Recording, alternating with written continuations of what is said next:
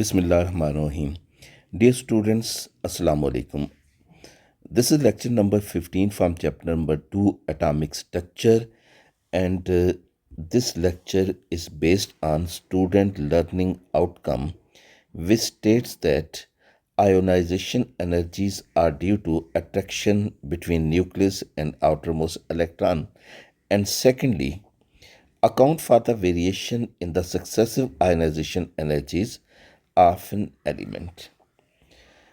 इस लेक्चर में आप ये लर्न करेंगे कि number 1, what is ionization energies, what is ionization energy,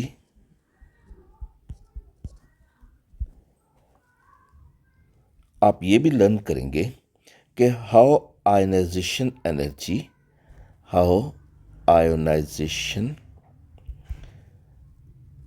energy depends upon force of attraction between nucleus and outermost electron.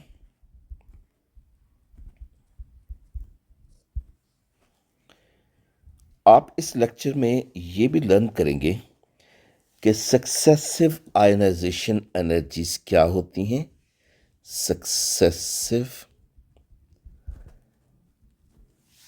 Ionisation energies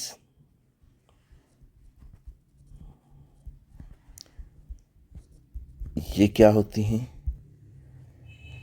and how they vary from each other. Variation in successive ionization energies. So we'll start our chapter from ionization energy. एक example से हम बात शुरू करते हैं. This is the sodium atom. Nucleus में 11 proton हैं और 12 न्यूट्रॉन हैं. It's first shell contains 2 electrons. Second shell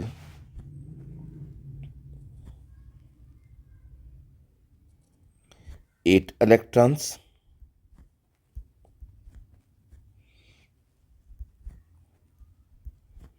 And third shell 1 electron. This is the third shell. 1 electron. 1 electron is present in the 3s orbital. This sodium atom, this is isolated. Isolated mean इसने किसी दूसरे atom के साथ bond नहीं बनाया हुआ. It is in the gas state और it is in its lowest energy state. Lowest energy state.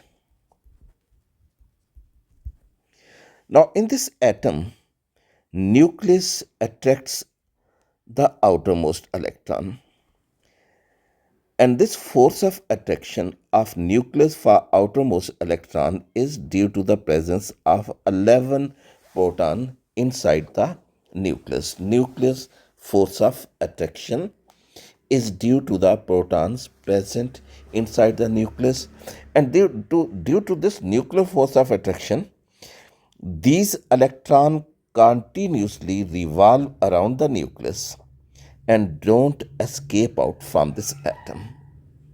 Now, in order to remove the outermost electron, we have to break this force of attraction. We have to overcome this force of attraction between nucleus and outermost electron. For this purpose, energy will have to be provided. For example, if we provide 496 kilojoule per mole energy to this sodium atom, it will lose its outermost electron. And now the structure of sodium will be converted into sodium ion, 11 proton and 12 neutron inside the nucleus. There will be 2 electrons in the first shell, 8 electrons in the second shell,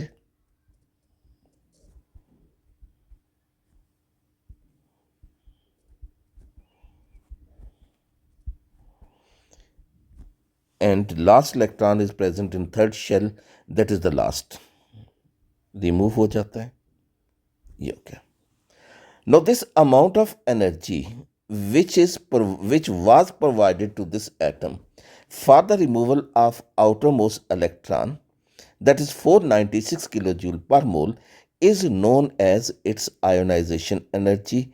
इसको हम delta H I से जाहिर करते हैं, and this is equal to 496 kilojoule per mole and is known as the ionization energy, क्योंकि इस energy के नतीजे में सोडियम एटम के आखिरी शेल में से एक इलेक्ट्रॉन रिमूव हुआ है, और ये सोडियम एटम अब किस में चेंज हुआ है, ये सोडियम आयन में चेंज हुआ है.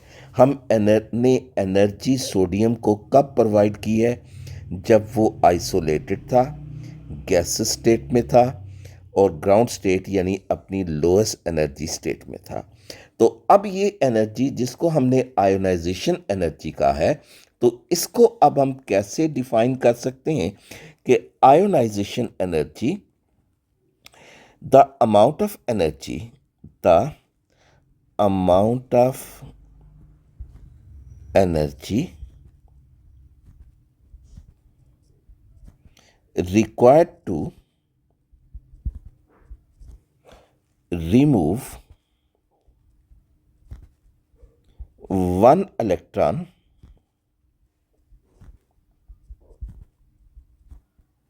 from isolated gaseous atom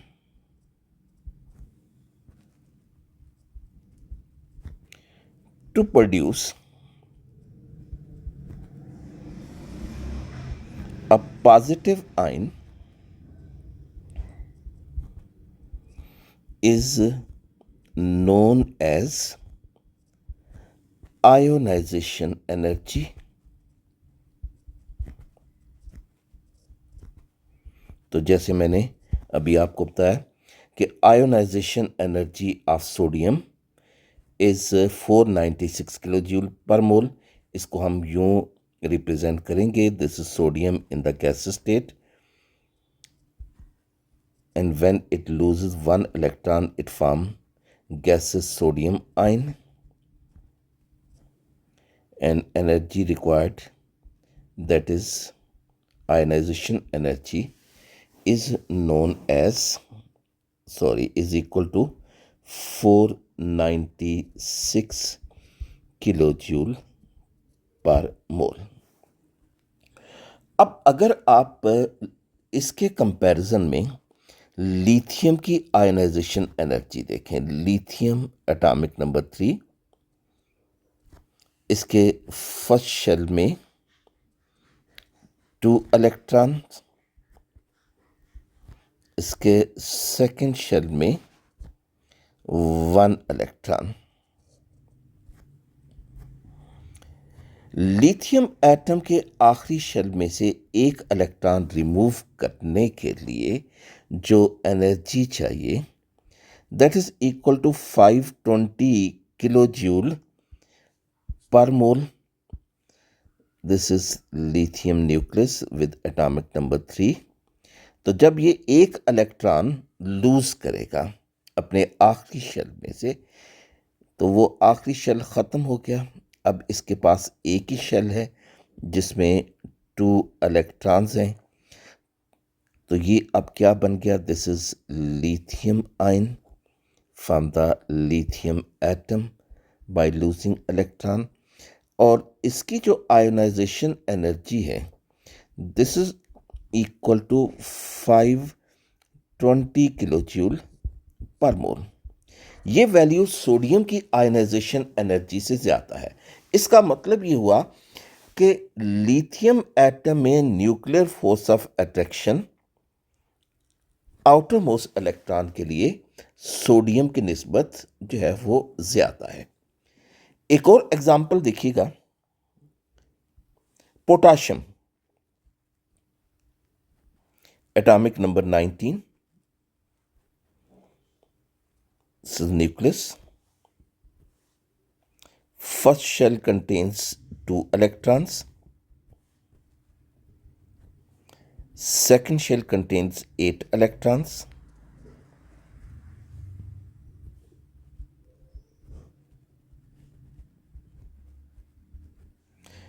Third shell again 8 electrons.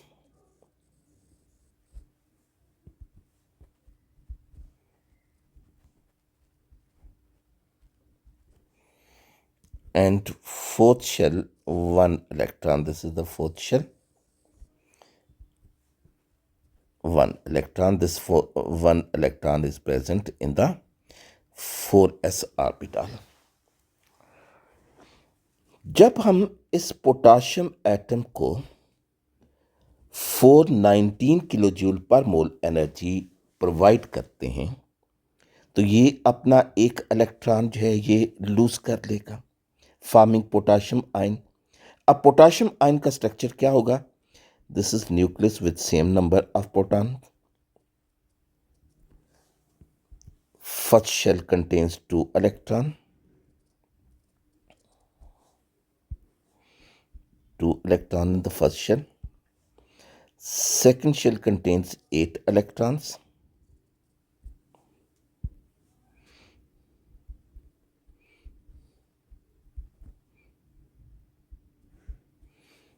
Again, third shell 8 electrons.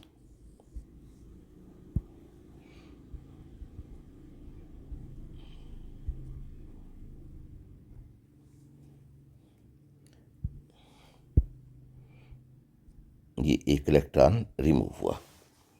तो ionization energy of potassium, this is equal to 419 kilo joule per mole. ये आयनाइजेशन एनर्जी सोडियम और lithium दोनों के comparison में कम है। इसका मतलब ये हुआ कि पोटाशियम में न्यूक्लियस की आउटर मोस्ट इलेक्ट्रॉन के लिए फोर्स ऑफ अट्रैक्शन सोडियम के की निस्बत भी कम है और लिथियम की निस्बत भी कम है। तो हम ये कह सकते हैं कि ionization energy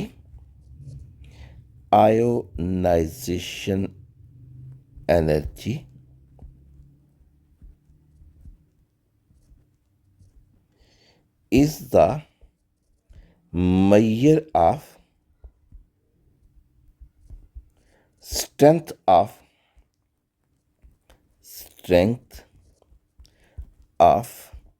nuclear force of attraction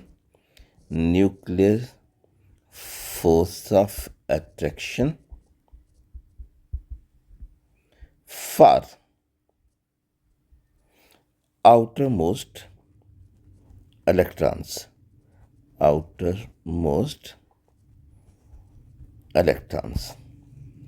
So stronger the nuclear force of attraction, higher will be the value of ionization energy. Weaker the nuclear force of attraction for outermost electron, less will be the value of ionization energy. Now student, let's see what do we mean by successive ionization energy values. What do we mean by successive ionization energies? Successive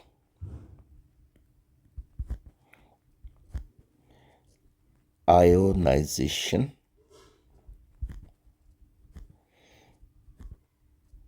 energies. Suppose कीजिएगा कि ये आपके पास magnesium का atom है, इसके nucleus में 12 proton हैं, 12 neutron है, मैं सिर्फ 12 प्रोटॉन हैं वो शो कर रहा हूँ. It's first shell contains 2 electrons. Second shell contains 8 electrons.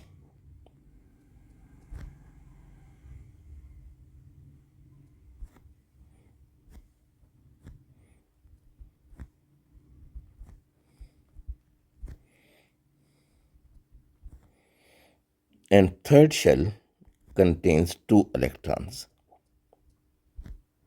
ये इसका थर्ड शेल, इसमें ये 2 इलेक्ट्रॉन जो हैं ये मैंने सेपरेट शो किए हैं. Its nuclear force of attraction is due to 12 protons. Magnesium 2 electron lose करता है in order to acquire the stable electronic configuration. लेकिन ये 2 इलेक्ट्रॉन जो लूज करेगा वो इकट्ठे नहीं करेगा, it will lose in the 2 step. और दोनों स्टेप में जो इलेक्ट्रॉन को रिमूव करने के लिए एनर्जी चाहिए वो डिफरेंट होंगी, जिन्हें हम सक्सेसिव आयोनाइजेशन एनर्जी कहते हैं. किसी एटम के आखिरी शेल में से, आइसोलेटेड गैसेस एटम के आखिरी शेल में से एक इलेक्ट्रॉन रिमूव करने के लिए जितनी एनर्जी चाहिए वो इसकी फर्स्ट आयनाइजेशन एनर्जी कहलाती है. मिसाल के तौर पे मैग्नीशियम के आखिरी शेल में 2 इलेक्ट्रॉन हैं, तो इसके आखिरी शेल में से 1 इलेक्ट्रॉन रिमूव करने के लिए 738 किलो जूल पर मोल एनर्जी चाहिए. तो अब एक इलेक्ट्रॉन लूज करने से मैग्नीशियम जो है it is converted into monopositive magnesium ion, जिसका अब स्ट्रक्चर जो है वो कुछ यूं होगा. Same number of proton inside the nucleus. First shell contains 2 electrons. Second shell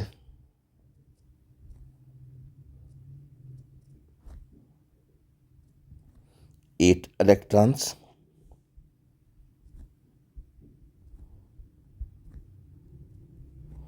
जबकि इसके थर्ड शेल में अब एक इलेक्ट्रॉन रह गया क्योंकि एक इलेक्ट्रॉन रिमूव हो गया.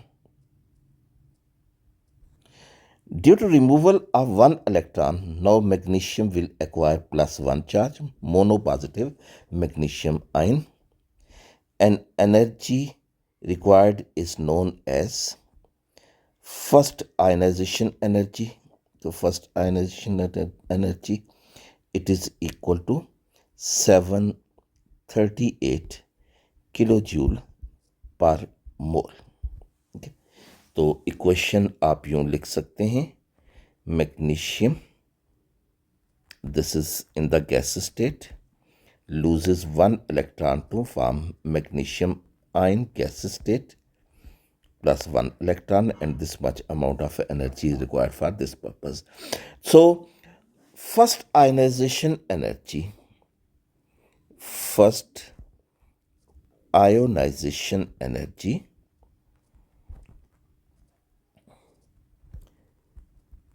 is defined as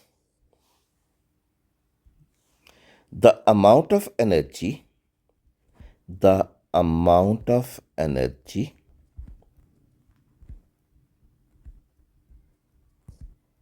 required to remove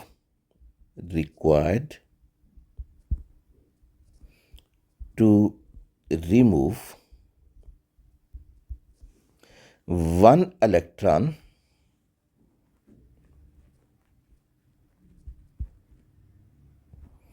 from outermost shell of an isolated gaseous atom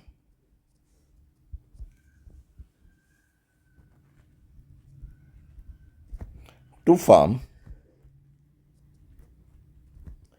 a monopositive ion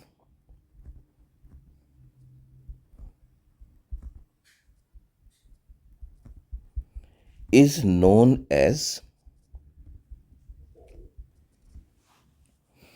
first ionization energy.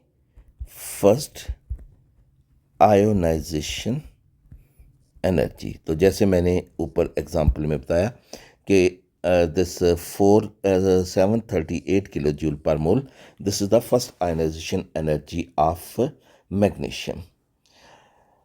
Now अब इस मोनोपॉजिटिव मैग्नीशियम आयन से जो सेकंड इलेक्ट्रॉन रिमूव करने के लिए जो एनर्जी चाहिए होगी उसे हम सेकंड आयनाइजेशन एनर्जी कहेंगे। ये इसका मोनोपॉजिटिव आयन का स्ट्रक्चर जो है ये दोबारा देख लीजिए। This is monopositive magnesium, 12 proton, first shell contains 2 electron,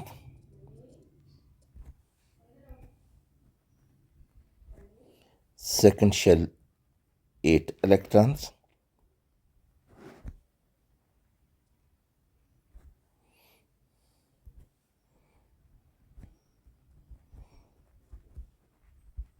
third shell contains 1 electron,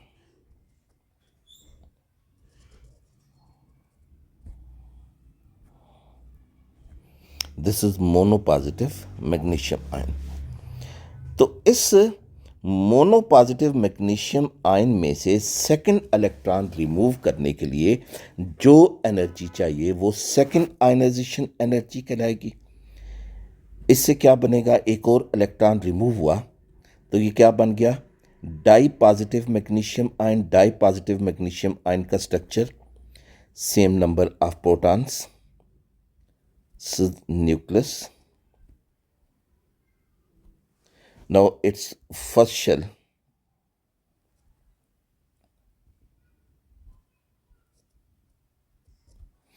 two electrons,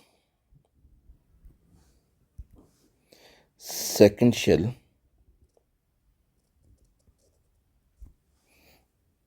eight electrons, second shell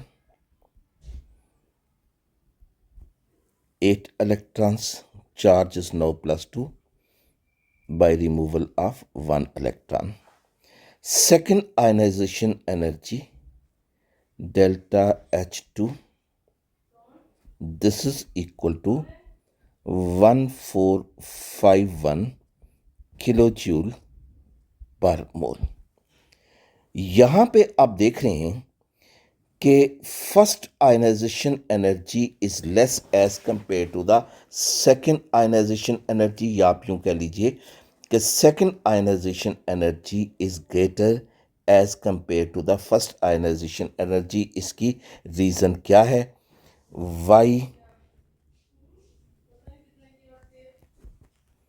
second ionization energy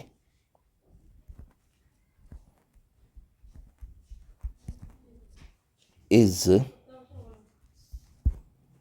higher as compared to the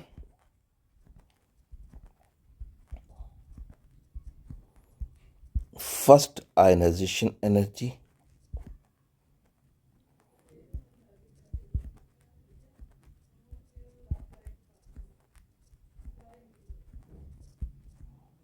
जिस स्टूडेंट देखिएगा कि after removal of first electron, जब first electron हम remove करते हैं तो उसके लिए जो एनर्जी चाहिए वो कितनी थी, it was 438 kilo joule per मोल, जिसके नतीजे में ये मोनोपॉजिटिव मैग्नीशियम आयन हासिल हुआ। अब देखें कि इस मोनोपॉजिटिव मैग्नीशियम आयन में अब न्यूक्लियस के अंदर प्रोटॉन 12 हैं लेकिन न्यूक्लियस के बाहर इलेक्ट्रॉन 11 हैं। So in this way nuclear force of attraction for outer most electron becomes greater, या आप यूँ कह लीजिए कि इफेक्टिव न्यूक्लियर चार्ज इस मोनोपॉजिटिव मैग्नीशियम आयन में बढ़ जाता है, nuclear force of attraction increase कर जाती है. So in order to remove this 11th electron from the outermost shell of magnesium ion, still greater amount of energy is required, and that energy is 1451 kilojoule per mole and is known as the second ionization energy. So, second ionization energy is greater as compared to the first ionization energy because after removal of the first electron, the monopositive ion has less number of electrons. Effective nuclear charge for outermost electron becomes greater, so greater amount of energy will be required to remove last electrons in the shell. This is known as the second ionization energy. और अगर किसी atom के आखिरी shell में 3 electron है, like aluminium atom, तो उसकी third ionization energy जो होगी वो सेकेंड आयनाइजेशन एनर्जी से भी ज़्यादा होगी. तो सेकेंड आयनाइजेशन एनर्जी, इसे अब हम यूं डिफाइन करेंगे, second ionization energy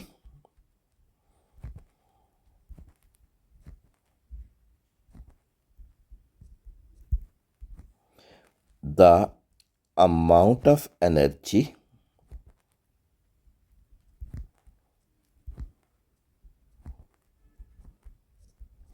required to remove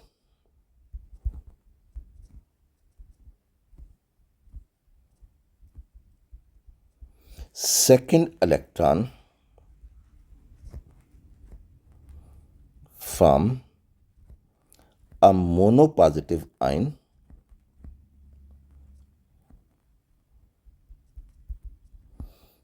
to form a dipositive ion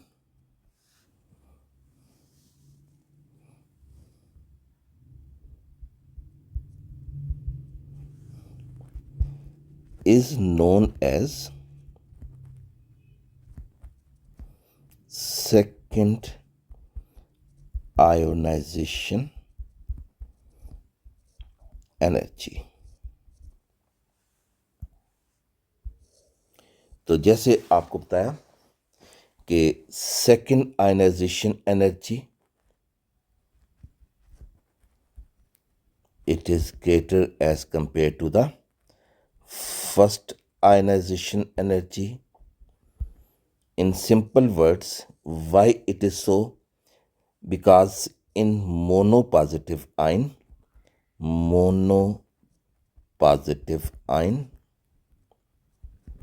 the effective nuclear charge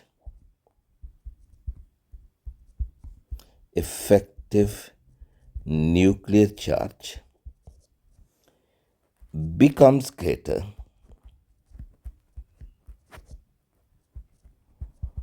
for less number of electrons. Therefore,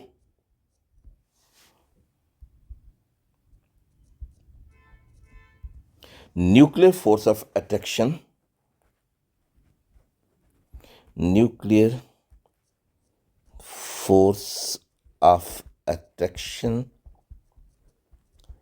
for outermost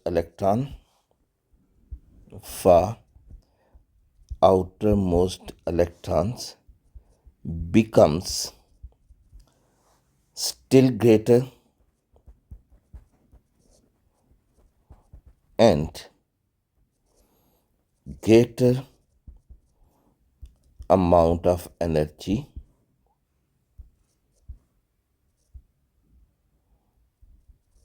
will be required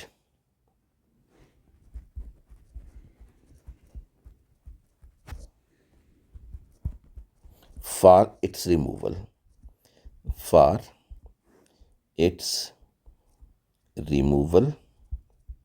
So therefore, second ionization energy will be greater as compared to the first ionization energy. तो उम्मीद है students आप ये concept समझ गए होंगे. अल्लाह हाफिज़. student learning outcome, which states that explain the factor influencing the ionization energies of elements in terms of nuclear charge, atomic radius, shielding by inner shells and subshells, and the spin pair repulsions. And secondly, we have also to explain in this lecture that how the values of ionization energies of elements vary across the period and down the group in the periodic table. So first of all, let's see that how these four factors, that is nuclear charge, atomic radius, shielding by inner shells and subshells, and spin pair repulsion, how these four factors affect the values of ionization energies of elements. So first factor is the nuclear charge. Number one, nuclear charge.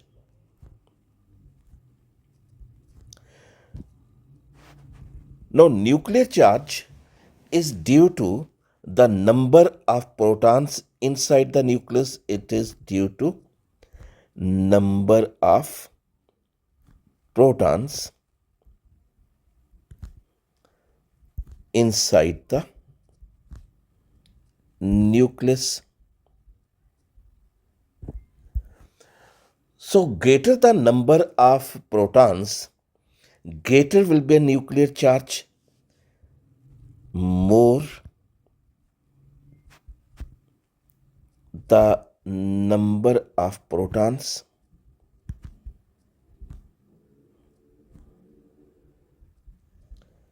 there will be higher nuclear charge or greater nuclear charge. Greater nuclear charge. जब nuclear charge ज्यादा होगा तो nuclear force of attraction outer most electron के लिए भी ज्यादा होगी. Greater nuclear force of attraction, और उस न्यूक्लियर फोर्स ऑफ अट्रैक्शन को ओवरकम करने के लिए ज्यादा एनर्जी चाहिए होगी. That is it will result in the formation of high values of ionization energy, high ionization energy. इसकी एग्जांपल देखिएगा कि सोडियम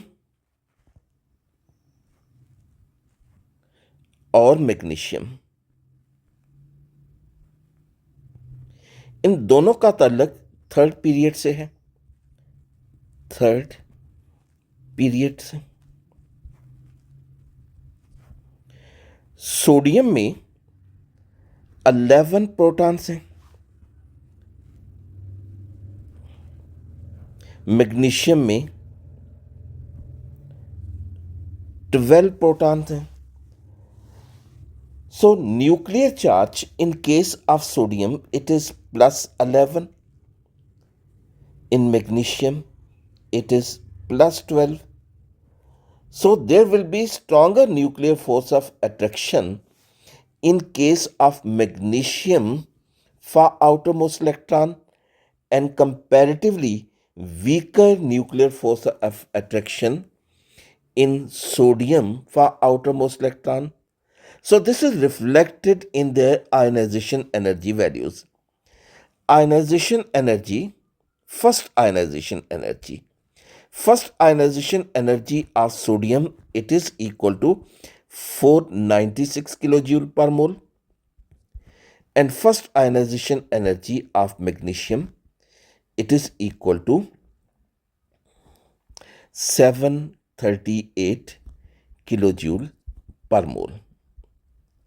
तो मैग्नीशियम की आयनाइजेशन एनर्जी किस वजह से ज़्यादा है? Due to greater nuclear charge, and greater nuclear charge is due to greater number of proton inside the nucleus. Now the second factor is the atomic radius. Atomic radius. अगर atomic radius जो है वो smaller होगा, एक atom small size में है, like lithium is small size atom,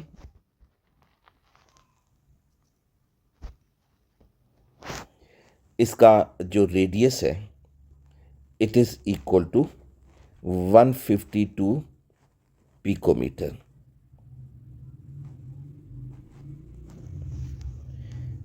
इसके first shell में 2 इलेक्ट्रॉन, सेकेंड शेल में 1 इलेक्ट्रॉन. लिथियम. कंपेयर कीजिए इसे सोडियम के साथ. Sodium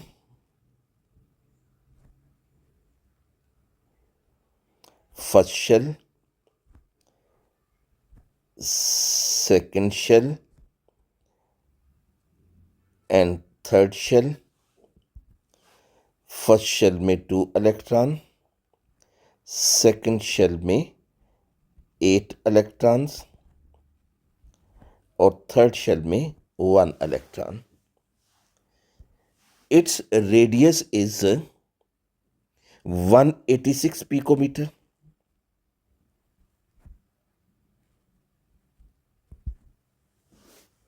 Now potassium.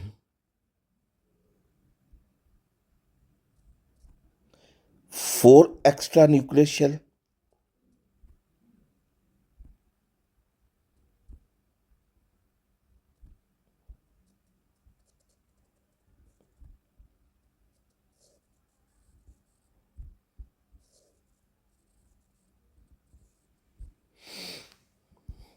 First shell 2 electrons, second shell 8 electrons, third shell also 8 electrons,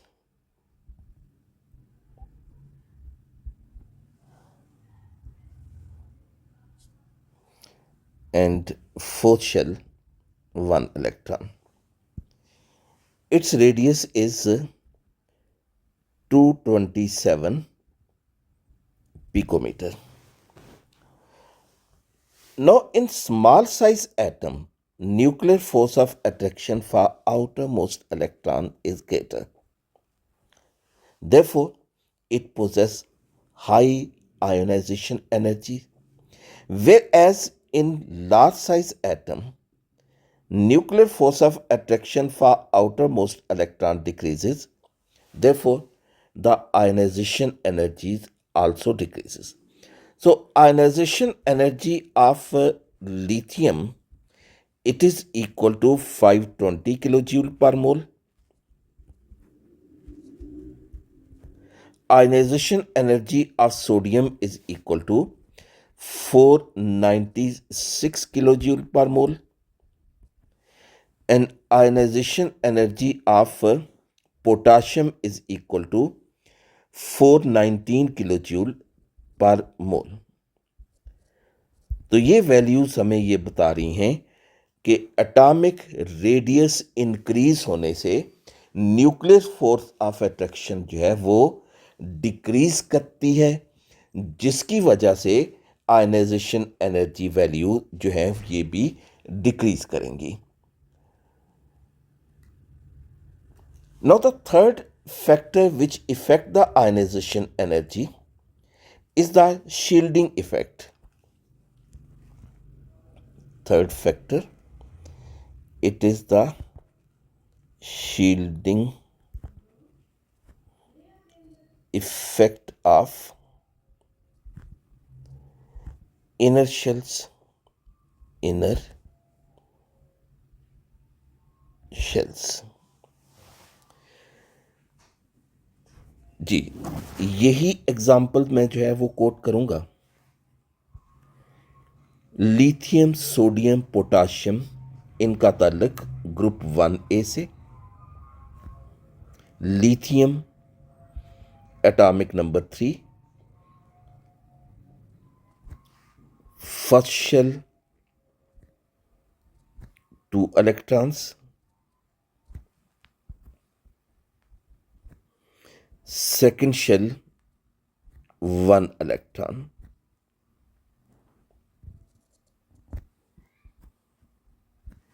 Sodium atomic number 11,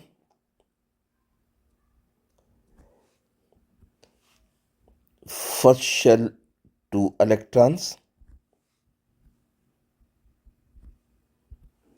second shell 8 electrons,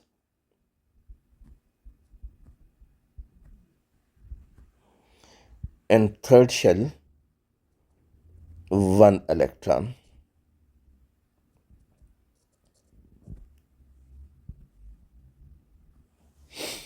Potassium atomic number 19, first shell 2 electrons,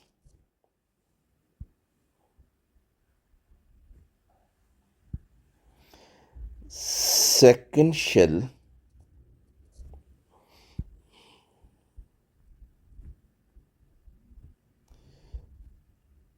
8 electrons, third shell again 8 electrons,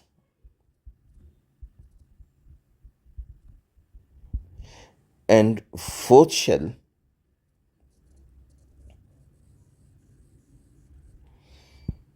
that possesses 1 electron. What is shielding effect?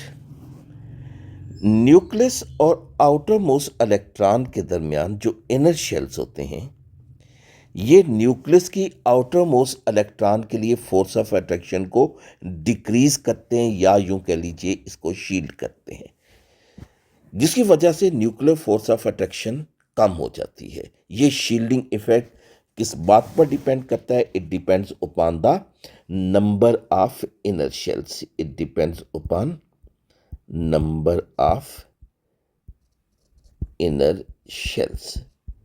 अगर number of inner shells less होंगे, shielding effect जो है वो less होगा। अगर number of inner shells ज़्यादा होंगे, shielding effect भी ज़्यादा होगा। मिसाल के तौर पे सोडियम में आप देखिए कि न्यूक्लियस और आउटर मोस्ट इलेक्ट्रॉन के दरमियान 2 इनर शेल्स हैं, तो इसमें शील्डिंग इफेक्ट लिथियम की निस्बत जो है वो ज़्यादा है। जबकि पोटाशियम में न्यूक्लियस और आउटर मोस्ट इलेक्ट्रॉन के दरमियान 3 इनर शेल्स हैं, इसमें शील्डिंग इफेक्ट जो है वो सोडियम की निस्बत जो है वो ज़्यादा होगा। So what happens with increase in the shielding effect? The nuclear force of attraction for outermost electron decreases, as a result of which ionization energies also increases। जैसे आप ये देखिए कि ionization energy of lithium, it is equal to 520 kilojoule per mole. Ionization energy of sodium is equal to 496 kilojoule per mole, and ionization energy of potassium is equal to 419 kilojoule per mole. Now the fourth factor is the spin pair repulsion. Spin pair repulsion. What is spin pair repulsion? Spin pair repulsion is repulsion between the pair of electron of electrons present in the same orbital, present in a same orbital. In electron pair के दरमियान repulsion से क्या होगा? This will increase their energy, increases in energy of electron. जब electron की energy increase करेगी तो उनको रिमूव करने के लिए लेस एनर्जी जो है वो चाहिए होगी. There will be decrease in ionization energy. तो इसी वजह से इस रिपल्शन को मिनिमाइज करने के लिए हर्ट्ज रूल के मुताबिक इलेक्ट्रॉन सेपरेट ऑर्बिटल जो है वो इलेक्ट्रॉन सेपरेट ऑर्बिटल ऑक्यूपाई करते हैं और उनमें अनपेड फॉर्म में रहते हैं. लेकिन जहाँ पे जो है वो इलेक्ट्रॉन्स की पेयरिंग लाजमी हो, वहाँ पे इनके दरमियान रिपल्शन की वजह से जब एनर्जी इंक्रीज होगी तो आयनाइजेशन एनर्जी डिक्रीज करेगी. हम एग्जाम्पल देखते हैं नाइट्रोजन और ऑक्सीजन की. Nitrogen atomic number 7, valence shell orbital configuration, 2s contains 2 electron,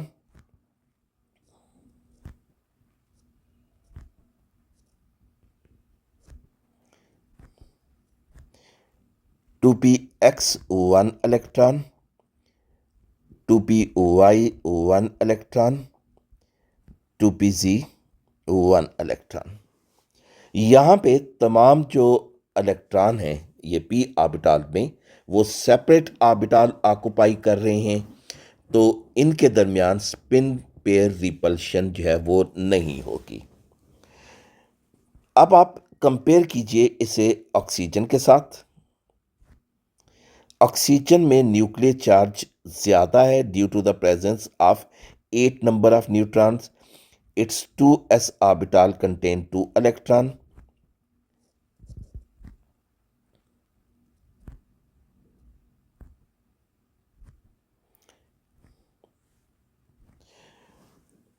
to P X orbital 2 electrons, 2py orbital 1 electron, 2pz orbital 1 electron. तो ऑक्सीजन में आप देखिए कि 2px ऑर्बिटल में 2 इलेक्ट्रॉन जो है वो मौजूद हैं. इन इलेक्ट्रॉन के दरमियान स्पिन पेयर रिपल्शन होगी. ये स्पिन पेयर रिपल्शन इन इलेक्ट्रॉन की एनर्जी इंक्रीज होगी, जिसकी वजह से जो इलेक्ट्रॉन को यानी एक इलेक्ट्रॉन को ऑक्सीजन से रिमूव करने के लिए जो है वो लेस एनर्जी चाहिए होगी एज कंपेयर टू नाइट्रोजन. आते हैं, this is the variation of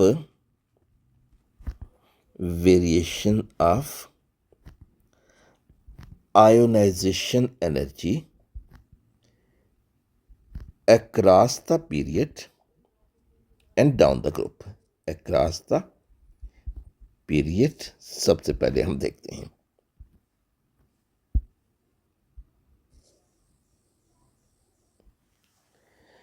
Across the period, ionization energy value increases. There is increase in ionization energy values across the period. मिसाल के तौर पे थर्ड पीरियड के एलिमेंट्स आप देखिए. Elements of third period: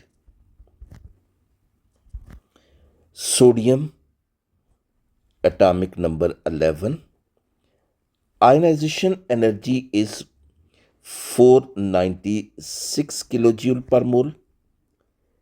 magnesium atomic number 12, ionization energy, first ionization energy 738 kilojoule per mole. Aluminium atomic number 13, it is 578 kilojoule per mole.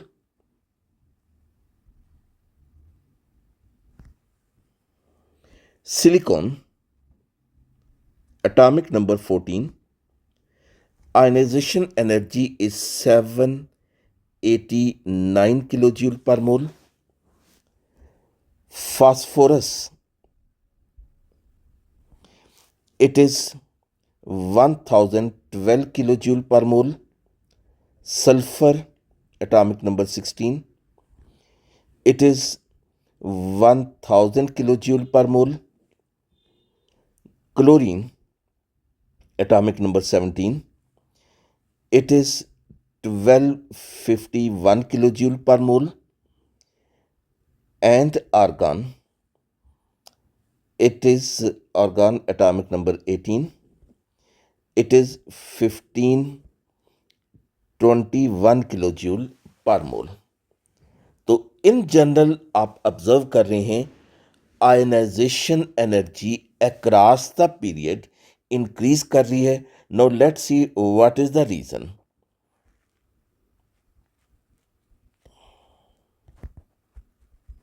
Number one, across the period, there is increase in the nuclear charge.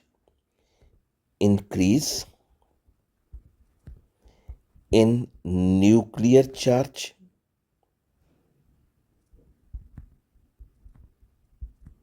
जिसकी वजह से nuclear force of attraction across the period increase कर रही है और ionization energy भी increase कर रही है। Second is decrease in atomic radius. Decrease in atomic radii. Across the period in element के atomic radii डिक्रीज कर रहे हैं। एटॉमिक रेडियस डिक्रीज करने की वजह से भी न्यूक्लियर फोर्स ऑफ अट्रैक्शन बढ़ेगी, जिसकी वजह से आयनाइजेशन एनर्जी इंक्रीज कर रही है। And there is no shielding effect. No shielding effect. एक ही पीरियड में मौजूद जो तमाम एलिमेंट में इलेक्ट्रॉन सेम शेल में ऐड होते हैं, इस वजह से शील्डिंग इफेक्ट प्रोड्यूस नहीं होता। तो हम देखते हैं कि across the period ionization energy में जो इंक्रीज हो रही है, it is due to three factors: increase in nuclear charge, decrease in atomic radius, and there is no effect of shielding effect. Dear student, कुछ individual variations हैं। variations, मिसाल के तौर पे मैग्नीशियम की आयनाइजेशन एनर्जी एल्यूमिनियम से ज़्यादा है। एल्यूमिनियम की ionization energy 578 kilojoule per mole और मैग्नीशियम की ionization energy, first ionization energy, it is equal to 738 kilojoule per mole. तो इसकी रीज़न क्या है? आप दोनों की इलेक्ट्रॉनिक कॉन्फ़िगरेशन देखिए।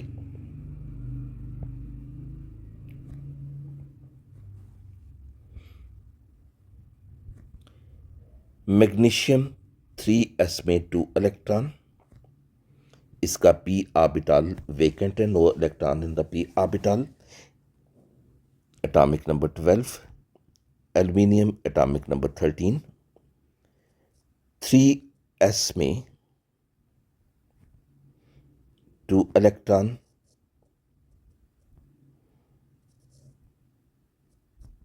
और 3px में 1 इलेक्ट्रॉन।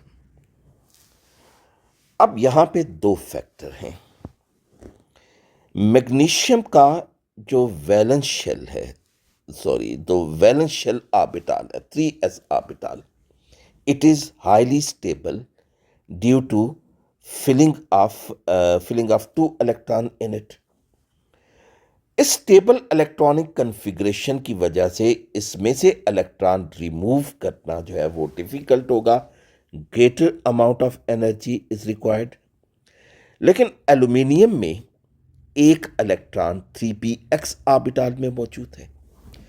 इस 3p x ये इलेक्ट्रॉनिक कन्फिग्रेशन मैग्नीशियम की निस्बत जो है वो लेस स्टेबल है, इसलिए इस इलेक्ट्रॉन को रिमूव करने के लिए लेस एनर्जी चाहिए होगी, that is 538 kilo joule per mole.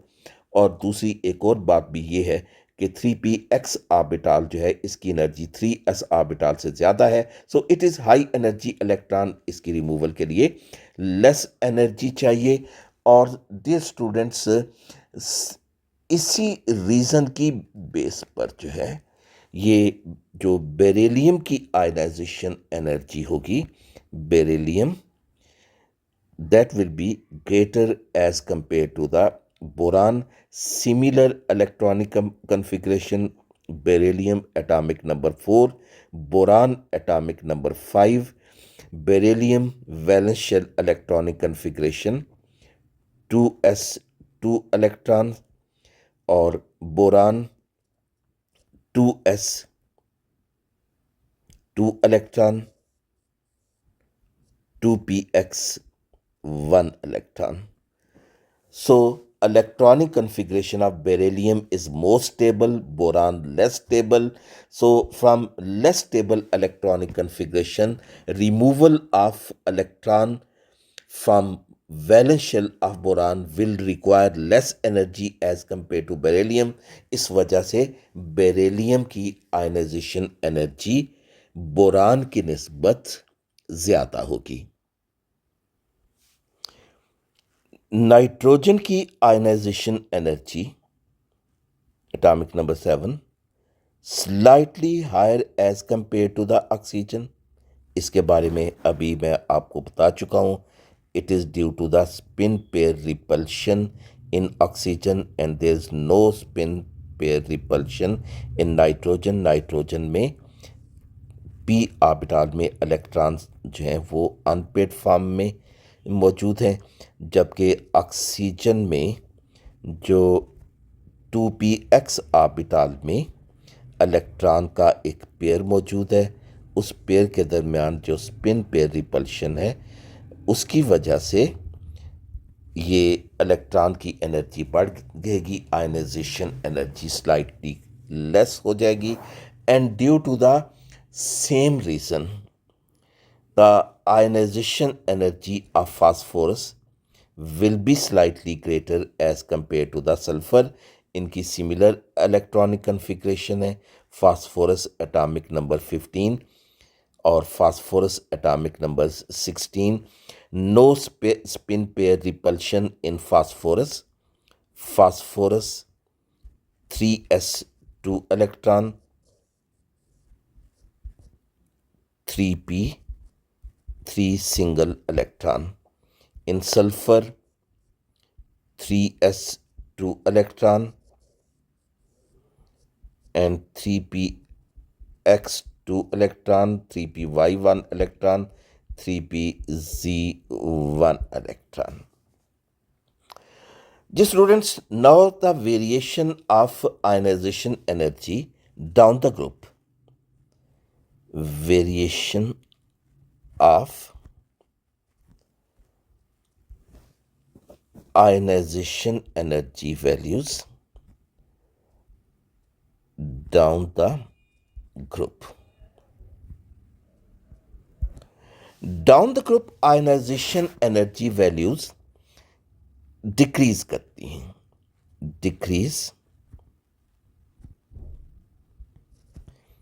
In ionization energy values.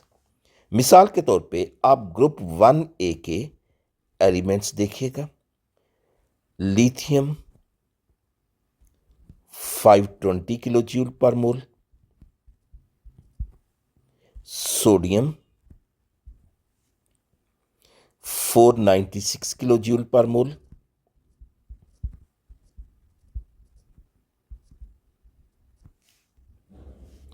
Potassium 419 kilo joule per mole, rubidium 403 kilo joule per mole, और caesium 374 kilo joule per mole. तो इसकी रीजन जो है ये क्या है? What are the reasons? Number one is increase in atomic radius. Increase in atomic radius. Atomic radius increase करेगा due to increase in the number of shells, जिसकी वजह से nuclear force of attraction decrease करेगी. And second is increase in shielding effect. Increase in shielding effect. तो shielding effect जो है वो down the group increase करेगा due to increase in the number of inner shells. तो इसके तीन जो एटम का स्ट्रक्चर जो है वो मैं आपके लिए ड्रा कर देता हूं. Lithium atomic number 3, first shell 2 electrons, second shell 1 electron. इसके बाद sodium atomic number 11, first shell 2 electrons, second shell 8 electrons,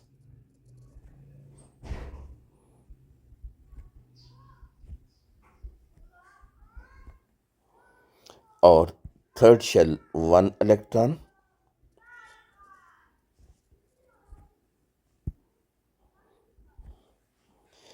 In case of potassium, atomic number 19,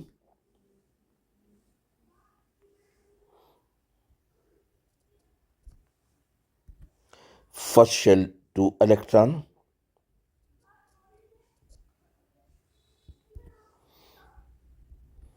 second shell 8 electrons,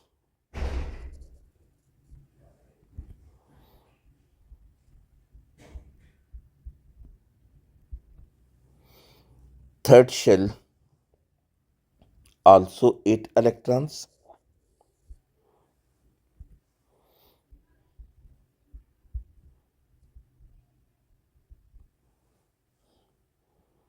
and fourth shell 1 electron. तो यहाँ पे आप देख रहे हैं कि down the group there is increase in the atomic radius due to increase in number shells.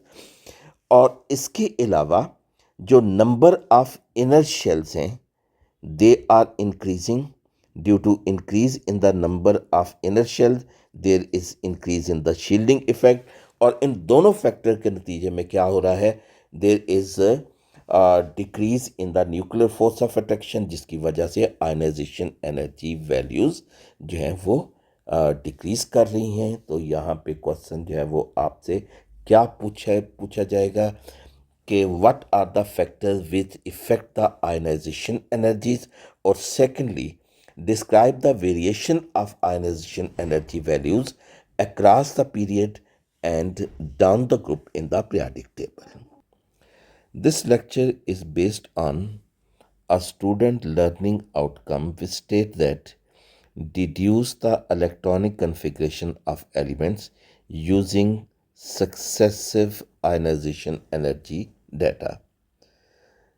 इस learning outcome का मतलब ये बनता है कि आपने सक्सेसिव आयनाइजेशन एनर्जी किसी एलिमेंट की मालूम करनी है और उसके बाद उसकी मदद से ये फाइंड करना है कि उस एटम के वैलेंस शेल में कितने इलेक्ट्रॉन्स हैं और उसकी पीरियोडिक टेबल में पोजीशन क्या है, यानी वो पीरियोडिक टेबल के किस ग्रुप से बिलोंग करता है.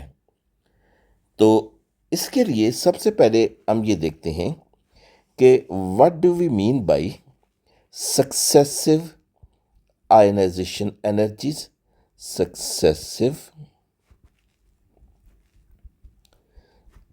आयोनाइजेशन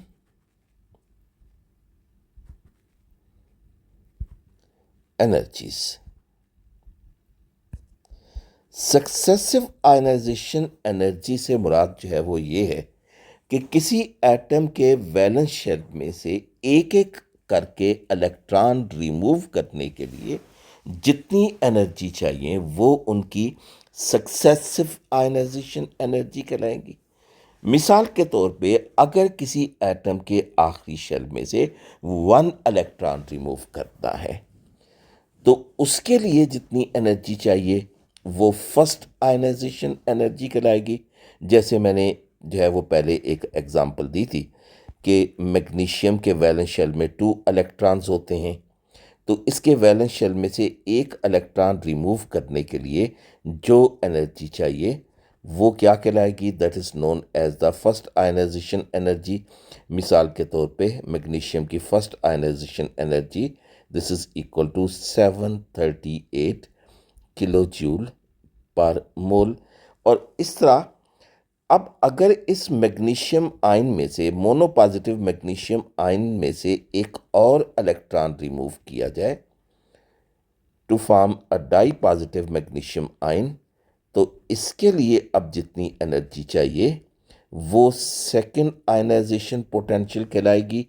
और कितनी होगी, it is 1451 kilo joule per mole. तो इसी तरह जो है वो इस एटम के अगर वैलेंस शेल से एक और इलेक्ट्रॉन रिमूव किया जाए तो थर्ड इलेक्ट्रॉन रिमूव करने के लिए जो एनर्जी चाहिए होगी वो क्या कहलाएगी, that will be known as the third ionization potential. एक और इलेक्ट्रॉन रिमूव किया to form tri positive ion and energy required is known as the third ionization potential which is equal to 7730 approximately kilo joule per mole. तो इस successive ionization energy data की मदद से एक atom किसी element के atom के आखिरी शेल में इलेक्ट्रॉन्स मालूम किए जा सकते हैं, that is valence shell electronic configuration can be determine and at the same time its position in the particular group of the periodic table can also be determined. Now let's see how it is done. So first of all, we have to collect the successive ionization energy data, यानी इसमें जो steps अब involve हैं, number 1 to collect successive ionization energy data, ionization energy data।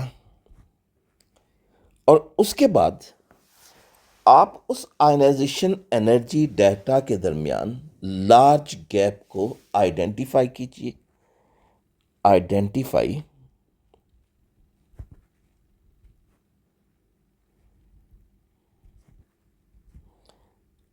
a large gap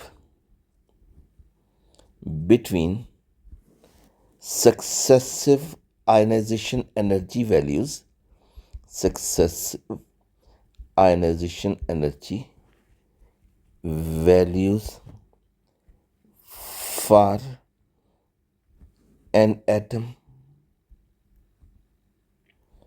इसके बाद आप ये मालूम कीजिए कि किसी एटम की जो सक्सेसिव आयनाइजेशन एनर्जीज हैं यानी फर्स्ट सेकंड थर्ड, उसमें क्या फर्स्ट और सेकंड आयनाइजेशन पोटेंशियल के दरमियान डिफरेंस बहुत ज़्यादा है, या फिर फर्स्ट और सेकंड आयनाइजेशन एनर्जी तो एक दूसरे के क्लोज हैं और थर्ड आयनाइजेशन एनर्जी जो है वो बहुत हाई है, या फिर जो है वो फर्स्ट सेकंड और थर्ड आयनाइजेशन एनर्जी तो एक दूसरे के क्लोज हैं और फोर्थ आयनाइजेशन एनर्जी वैल्यू बहुत हाई है। यानी आपने ये मालूम करना है कि कितने इलेक्ट्रॉन रिमूव करने के बाद ionization energy value abruptly increase करती है। और इसके बाद थर्ड स्टेप में आपने ये मालूम करना है कि एक एटम जो है उसके वैलेंस शेल में कितने इलेक्ट्रॉन होंगे। ये आप कैसे मालूम करेंगे कि अगर कोई एटम जो है उसकी first ionization potential value suppose कीजिएगा कम है, सेकंड आयनाइजेशन पोटेंशियल बहुत हाई है, तो उसका मतलब ये होगा कि उस एटम के वैलेंस शेल में सिर्फ एक इलेक्ट्रॉन है, ग्रुप वन से बिलोंग करेगा। और उसके बाद आप ये देखिए कि अगर किसी एटम की फर्स्ट और second ionization potential values less हैं, थर्ड आयनाइजेशन पोटेंशियल बहुत हाई है, तो उसका मतलब ये हुआ कि उसके वैलेंस शेल में 2 इलेक्ट्रॉन है, जबकि थर्ड इलेक्ट्रॉन जो है जिसको रिमूव करने के लिए बहुत ज़्यादा एनर्जी चाहिए, वो एक स्टेबल इनर शेल से बिलोंग करता है। तो इस तरह उसके वैलेंस शेल में 2 इलेक्ट्रॉन्स होंगे और वो सेकेंड ग्रुप से बिलोंग करेगा। So in this way we can determine the number of electrons in the valence shell of atom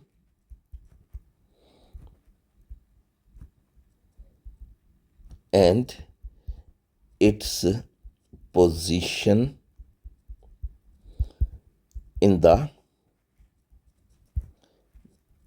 periodic table। अब हम इसको जो है वो 2 एग्जाम्पल्स की मदद से जो है वो प्रूव करते हैं। The first example that of sodium metal. Sodium जब अपने वैलेंस शेल में से 1 इलेक्ट्रॉन लूज करता है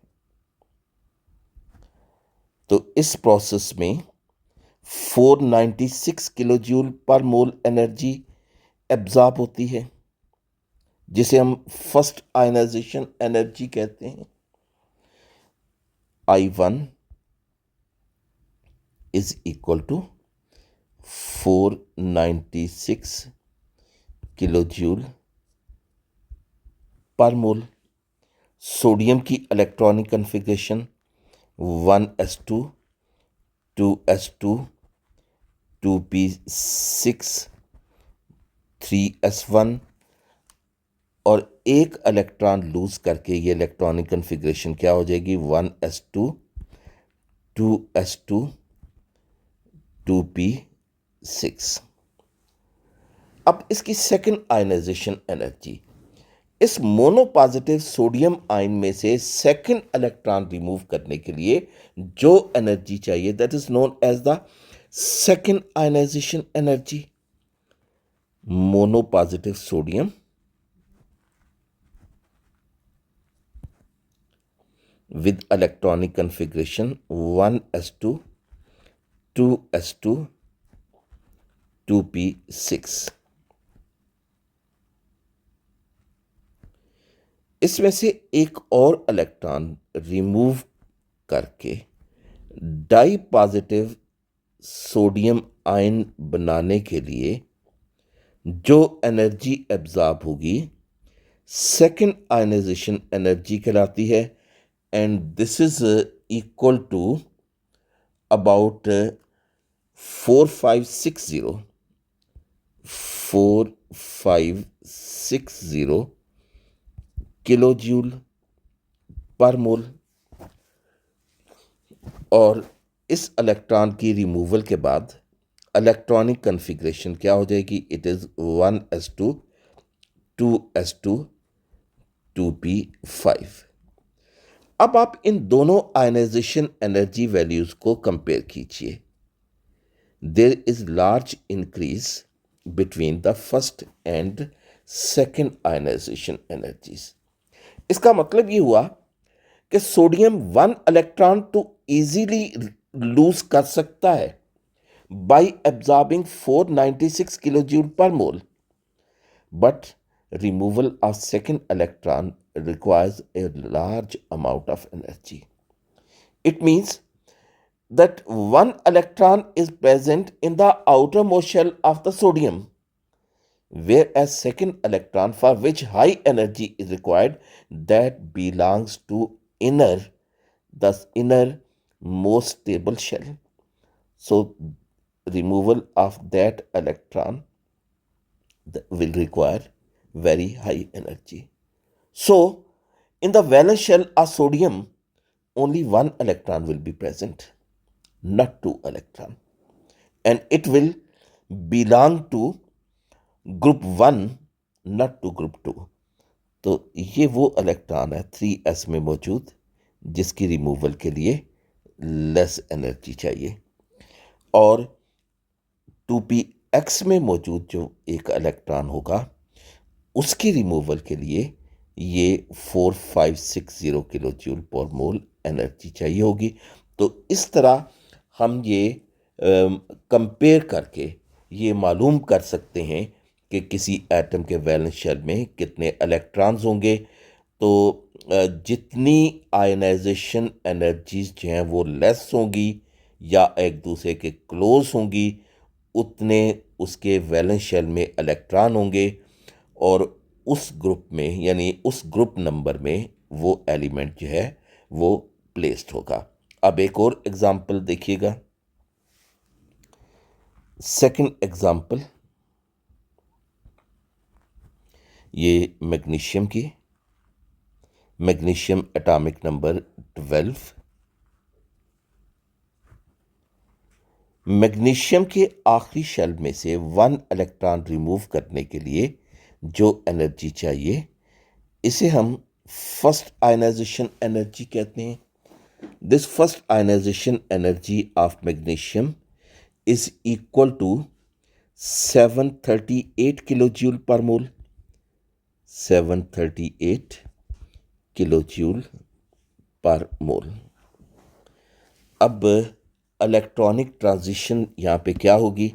मैग्नीशियम की electronic configuration 1s2 2s2 2p6 3s2. तो जब एक इलेक्ट्रॉन इसमें से रिमूव होगा तो अब इलेक्ट्रॉनिक कन्फिग्रेशन क्या हो जाएगी? 1s2 2s2 2p6 3s1.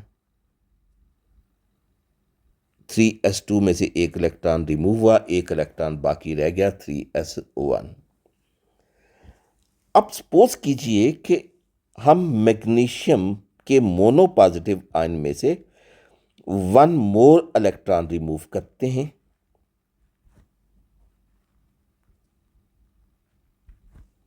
To form a di-positive magnesium ion.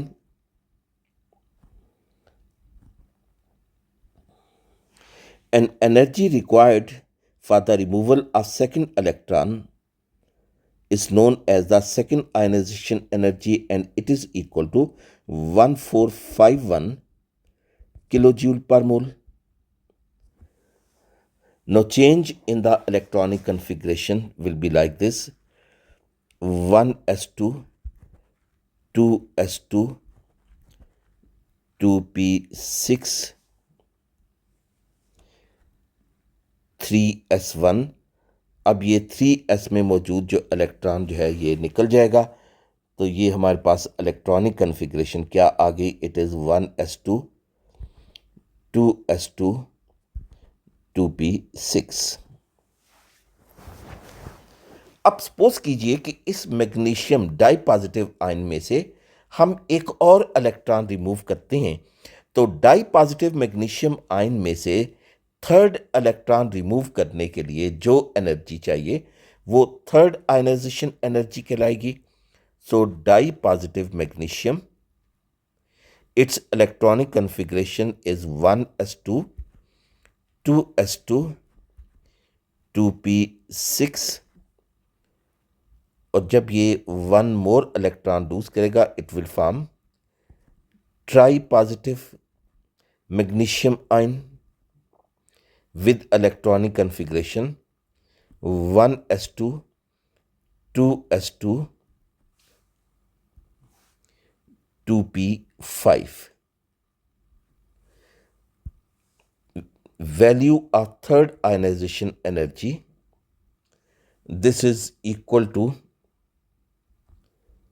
7730 kilojoule per mole. तो अब आप कंपेयर कीजिए फर्स्ट और सेकंड आयनाइजेशन एनर्जी वैल्यूज को, दे लाई क्लोजर टू ईच अदर, जबकि सेकंड और थर्ड आयनाइजेशन एनर्जी के दरमियान जो गैप है वो ज्यादा है।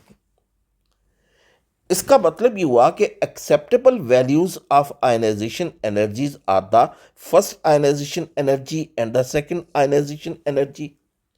कि मैग्नीशियम 2 इलेक्ट्रॉन तो लूज कर सकता है, but it requires very high energy for the removal of its third electron. तीसरा इलेक्ट्रॉन इजीली रिमूव नहीं कर सकता।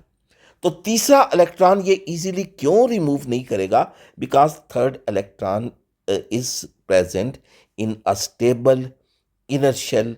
वो स्टेबल इनर शेल यहाँ पे आप लोग देख रहे हैं, इट इज 2p6 ऑर्बिटल, जिसमें से इलेक्ट्रॉन रिमूव करने के लिए बहुत ज़्यादा एनर्जी चाहिए। So it mean that magnesium contains 2 electrons in its outermost shell, which are 3s2, and it belongs to group 2 in the periodic table, not group 3। okay? तो इस तरह ये एग्जाम्पल जो है ये शो करती हैं कि हम किसी एलिमेंट के सक्सेसिव आयनाइजेशन एनर्जी डाटा को एनालाइज करके ये मालूम कर सकते हैं कि उसके वैलेंस शेल में कितने इलेक्ट्रॉन्स होंगे और उसकी पीरियोडिक टेबल में पोजीशन क्या होगी।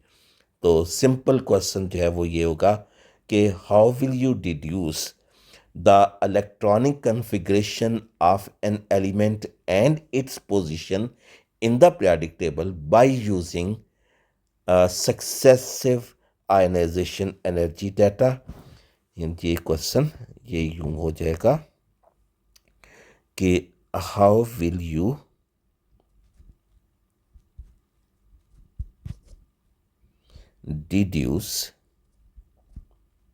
deduce mean determine, deduce the electronic configuration and position of an element in the periodic table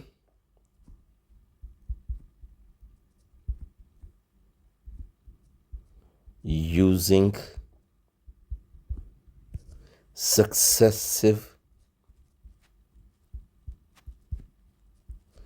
ionization energy data, ionization energy data। आप यहाँ से यूं भी इस जो है वो एक क्वेश्चन जो है उसका आंसर दे सकते हैं कि how will you show that magnesium possess 2 electrons in valence shell, not 3, and it belong to the group 2 of the periodic table। तो ये आपने आयनाइजेशन एनर्जी वैल्यू से इसको इस क्वेश्चन का आंसर देना है। इन द सेम वे आपसे क्वेश्चन यूं भी पूछा जा सकता है कि आप ये कैसे डिड्यूस करेंगे या कंक्लूड करेंगे कि सोडियम के वैलेंस शेल में 1 इलेक्ट्रॉन है और ये ग्रुप 1 से बिलोंग करता है। तो स्टूडेंट्स ये एक सिंपल टॉपिक था, second last topic of the chapter number 2। Okay students, Allah Hafiz.